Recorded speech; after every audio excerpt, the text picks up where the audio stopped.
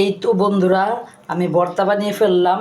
এই ভর্তাটা আমি শিখেছি কোথা থেকে জানো বন্ধুরা? আমার খালাম্মা এইরকম পাকা কাঁচামরিচ দিয়ে শুটকি ভর্তা বানাতো। সেই থেকে আমিও পাকা কাঁচামরিচ পেলে আমি রেখে দিই, আমিও শুটকির ভর্তা বানাই।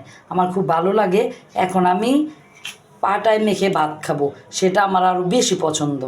এই পাটায় মাখা ভাত যে কত মজা, খেয়ে দেখে আগে। বিসমিল্লাহ।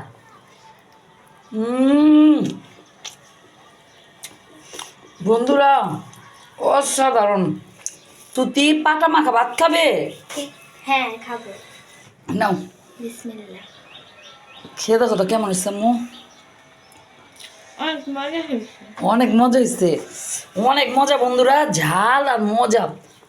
কে কে আমার মতো পাটা মাখা ভাত খাও? বন্ধুরা আমি খেতে থাকি, অনেক মজা।